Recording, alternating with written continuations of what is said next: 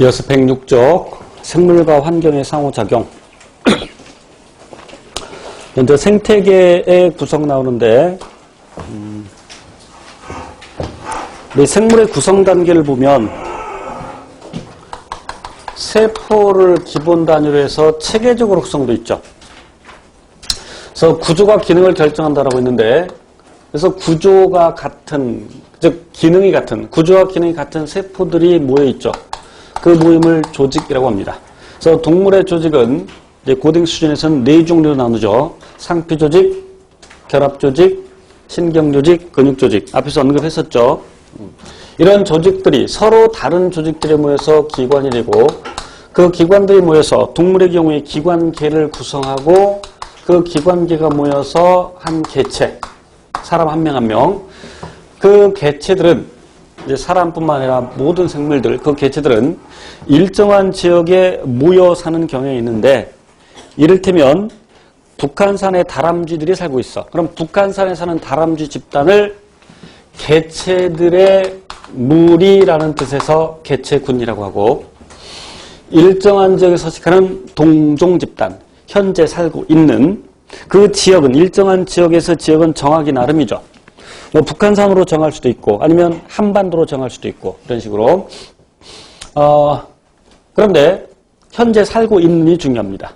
현재 살고 있는이.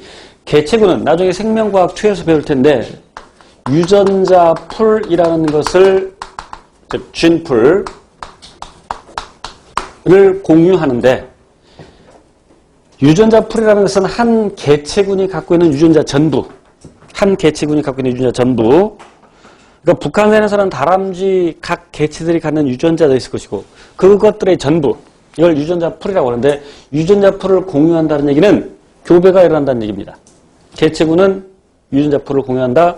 그럼 그 개체군의 개체들 간의 교배가 일어난다.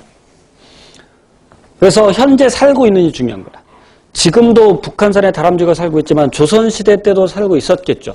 조선시대 때 살고 있던 다람쥐와 지금 현재 살고 있는 다람쥐는 교배가 일어날 수가 없어. 다시 말해 유전자 풀을 공유하지 않아.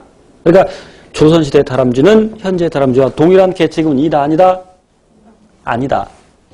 현재 살고 있는 중에 일정한 지역에 살고 있는 동종 집단을 개체군이라고 하고, 그래서 북한산에 다람쥐 개체군을 생각했는데, 북한산에는 다람쥐만 살고 있는 것이 아니라 여러 가지 생물이 살고 있다. 청설모도 살고 있고, 청설모가 막 다람쥐를 막 해치기도 하고 그런다 그래. 그래서 어떤 사람들은 청설모가 외국에서 들여온 것이라고 착각하는데, 조선시대에도 청설모는 살고 있었다고 합니다. 원래 있었던 녀석이야. 어쨌건 그 다람쥐 개체군, 청설모 개체군, 그리고 소나무들도 있을 것이고 또 여러 가지 참나무 종류들도 있을 것이고, 거기 토양의 세균들, 미생물들도 있을 것이고, 그런 것들을 다 통틀어서 개체군의 집합이라는 의미에서 군집이라고 합니다. 다시 말하면 군집이라는 것은 일정한 지역에 살고 있는 이종 집단이라고 할 수 있겠죠. 자, 그리고 북한산에는 그 군집, 다시 생명체들만 있는 것이 아니라 무기 환경들도 있죠. 그 북한산에 내려져 있는 햇빛, 그리고 거기 있는 토양, 물, 공기, 그리고 그 토양이나 물에 있는 무기염, 이런 거를 다 통틀어서 무기 환경이라고 하는데, 그 생물과 무기 환경을 합해서 생태계라고 합니다. 그러니까 생태계를 구성하고 있는 것은 생물과 무생물이 있고, 그 생물 또 이따 구체적으로 살펴볼게요. 그리고 생태계들이 모여서, 각 생태계들이 모여서 생물권을 형성하고, 그 생물권들이 모여서 우리가 살고 있는 지구가 되겠죠. 그래서 이제 우리는 요 개체부터, 개체 수준에서부터 생명 현상을 이해하려고 하는 것을 생태학이라고 합니다. 그래서 여기서는 개체, 개체군, 군집, 생태계, 이런 개념을 잡아봐야 되는데, 그래서 생태계를 구성하는 것은 정리하면서 봅시다. 생물과 무생물, 그래서 생물적 요소, 또 무생물, 다시 한번 비생물, 그래서 비생물적 요소, 이렇게 나눌 수 있는데, 그 비생물적 요소가 바로 무기환경. 아까 얘기했듯이 북한산을 예를 든다면 북한산에 내려지는 햇빛, 그리고 거기 있는 토양, 물, 공기, 그리고 토양이나 물에 있는 무기염류, 이런 걸 다 통틀어서 무기환경이라고 한다. 그럼 생물적 요소에는 생물질 교수에는 생산자, 소비자, 분해자가 있고, 이건 초딩 수준을 지금 배우고 있는 겁니다. 초딩 때도 배웠어. 생산자는 이름에서 알 수 있듯이 무언가를 생산해낸다. 무기물로부터 유기물을 생산해낸다. 유기물의 정의를 앞에서 배웠을 텐데, 유기물은 어떤 원소를 갖고 있는 물질?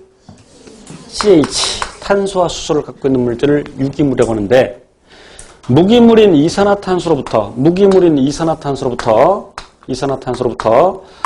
포도당 C6H12O6, 즉 이와 같이 무기물로부터 유기물을 만들어낼 수 있는 생물을 생산자라고 하죠.